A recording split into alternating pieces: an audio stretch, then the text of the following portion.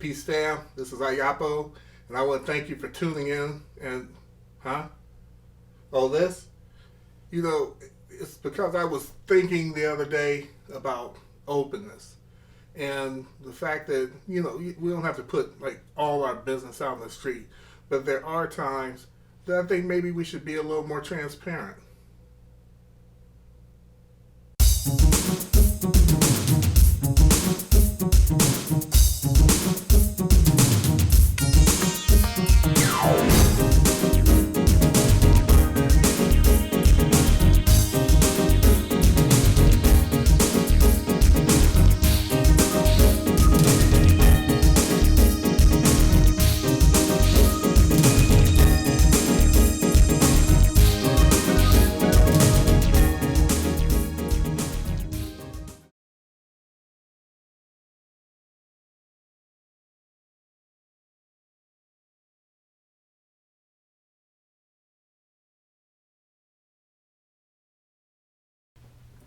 Peace, family. This is Ayapo, and this is Ayapo Yapa.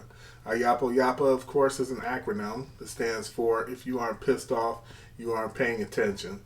And as the title of this share implies, I'm going to be talking today about the fact that we've already won and what that means. So I want to ask you a question.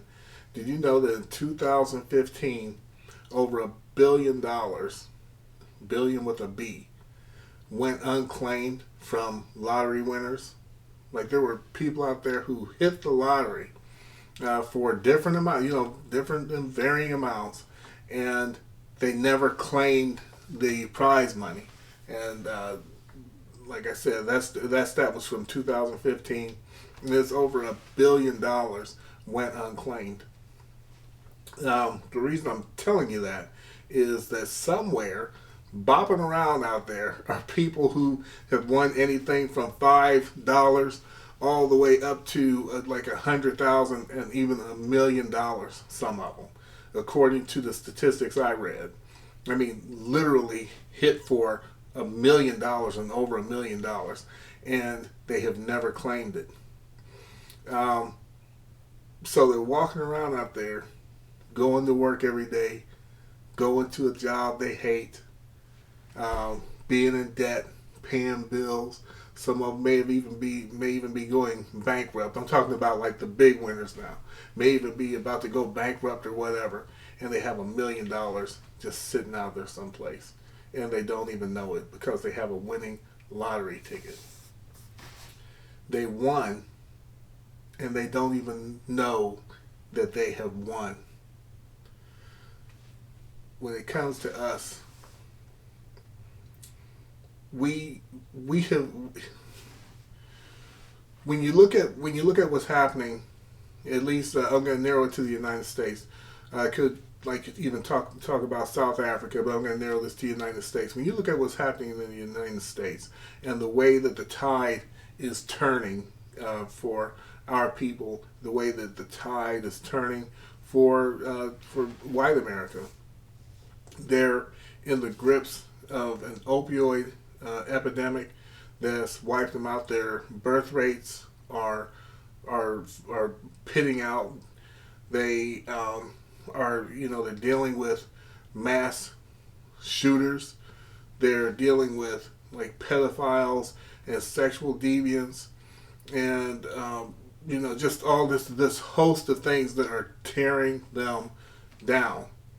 And as these things are happening to them, what's happening in the black community is that this is our time to really step up. And what I mean by stepping up is for decades, for centuries, we have been conditioned into like the self-defeating type of behaviors, whether it has to do with money, whether it has to do with using drugs, whether it has to do with alcohol, no matter what, whether it has to do with interpersonal relationships, we're caught in this cycle of self-defeating behaviors. And right now, it's imagine you're in a boxing ring, and you have an opponent, and you have that opponent on the ropes. Their feet are, their knees are buckling. They're weak. You can tell that they got no steam left. And what are you doing? Are you taking advantage of that sure win that you have, or are you doing things to yourself in the ring that's causing you to have just as much of a chance of not winning as them?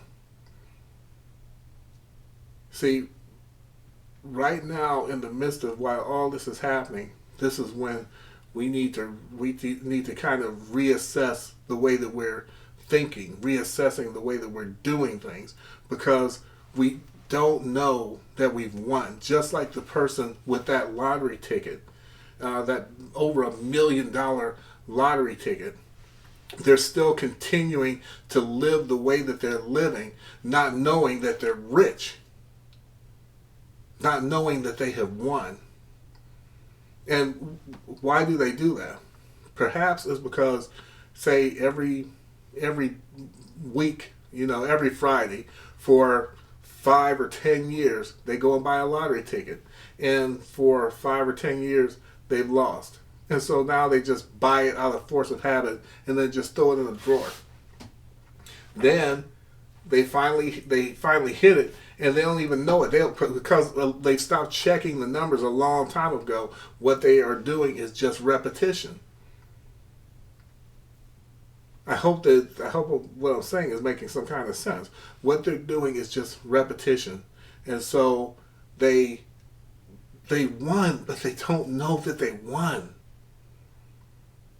and it causes them to continue on as if they didn't win, or as if they haven't won when they're actually the victor. And that is what is actually happening within our community. There are a lot of us who are waking up. There are a lot of us who are becoming aware of the fact that, the tide has turned. But there are a lot of us who either haven't, or we're just so used to losing. We're so used to being on the bottom that we can't recognize what it looks like to be winning. And so what we have to do is really look at the fact that we have won. That this fight for on our side of it, the fight is actually over. But there's still battles to be fought, and I'm going to tell you why there's battles to be fought. After World War II, there was a soldier named Hiro Inoda.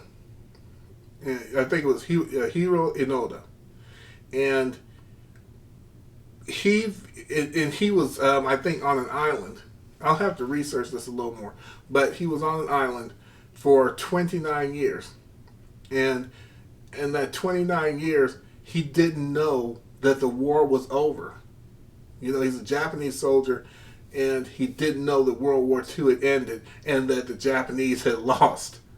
And so he was still fighting the war. And the problem was that he was still dangerous, because on the island on which he lived, there were other people, like just regular civilization going on.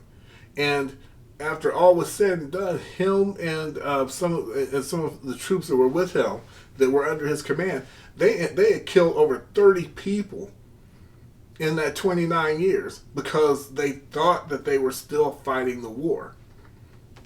And this is what is happening, in my opinion, with white people, is that I think there's like 3 groups of them, or 3 kinds. There's the ones who don't know that they've already lost, so they're still fighting, just like Inoda. They're still fighting a war that they've lost already. Okay? And the second group are those who really do see that they have lost, but they can't accept it. It's kind of like the South. The South still has not come to this day. They have not come to grips with the fact that that the Confederacy lost the war, lost the Civil War. They cannot come to grips with it to this day. I mean, it's crazy. It is ludicrous that they just cannot grasp that, but they're still fighting it. You know, they're still fighting it, even though they know intellectually and they know actually that the war is over, that they lost. And then there's a third group, and these are, in my opinion, the most dangerous ones, are the ones who know that they have lost. And they have decided to just go out in a blaze of glory and take everybody with them that they can take. When they're not understanding that losing doesn't mean that they lost to us. Losing means that they're losing to themselves. They've lost to themselves. They could have pulled themselves out of this death spiral if they wanted to, but that would involve them admitting to who and what they are. And they will not admit to that. And to a degree, and I've said this many times, to a degree, I don't blame them. And what I mean by that is I don't blame them, because if I belong to a race whose legacy was nothing but death, destruction, chaos, and atrocities, I wouldn't want to embrace that either. But the fact of the matter is, unless and until they do that, there's no hope for them. They put themselves in this box. They want to believe that they're superior. They want to believe that they're the best. They want to believe that everything that they do is right and that they are perfect. And because of that, they can't they can't open up to what they've done, so the opioid crisis just continues. The birth rates continue to drop. You know, the murders continue to go on in school shootings and all these different atrocities. And all because they will not come to grips with who they are. Frankly, that's not our problem, and it's not our concern. What we have to do is to move out of their way, because this is their mess to deal with. We don't need to be at any of their rallies, don't need to be at any of their walkouts, don't need to be standing up for Me Too and all this thing. This is their stuff. It's not our stuff. It's their stuff. What we have to do as a people is understand that this thing is actually over. It's actually over, and all we have to do presently is to maintain. And I really don't want to say it like this, but maintain until whatever happens to them happens to them. But in the meantime, get away from them, because what is the most dangerous thing on earth? A cornered animal. An animal that needs to fight and claw its way, and it doesn't see any other way out. And that's who you need. That's what you need to stay away from and distance yourself from. So it's not that the battles, like individual fires, don't still need to be put out, but just know that this war really is over. And some people don't want to call the war. Okay, it's semantics. You know, what we have gone through as a people has taken a turn. And we may not be seeing the effects of it yet. Okay, we may not be seeing the effects, but that doesn't change the fact that it is over. It's over, and we've won.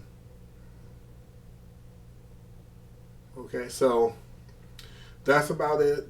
for this share. I just wanted to talk about the fact that we want that we need to just adopt that mindset that we want and start acting and behaving like we've won and not like we've lost. Okay, so I want to give a big shout out to Lisa Cabrera for her channel. I'm going to shout out a few channels, and if I miss your channel, I deeply apologize. But I do them as I do the shares. So you can't shout out everybody. It'll be an hour, 2-hour broadcast. So I do want to shout out Lisa Cabrera, the True Royal Family, of course, Nicole's View, Tarian Rain, Angela from Be Fabulous You. If you're not watching her show, especially that notes on the news feed, you're missing out. I mean, it's a real treat. At least it is to me, and very highly interactive. Just watch that show.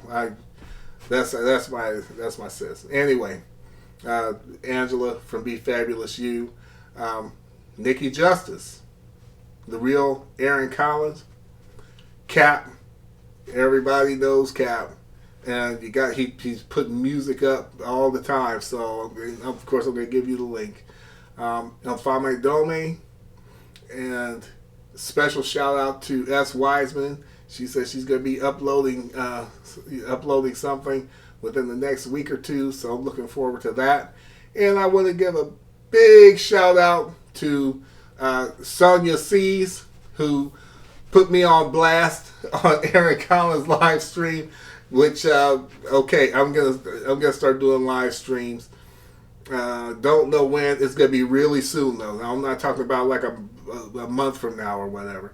It's gonna be really soon. I have an idea for what I want to do. I just have to put it together. So it'll probably be in the next week or two that I'll start doing live streams. And I think that's about it. Psych. Of course, I'm going to shout out Sister Anjali and This Black. Buy that book. Watch the commercial, and you'll see what people are saying about the book. So that's about it. I sure do love you, family, and I'll see you in the next one. I'm just smiling because I'm glad to be talking to the family. And that's the truth. So peace and blessings to you. Much love and respect. And I will see you in the next share. Peace.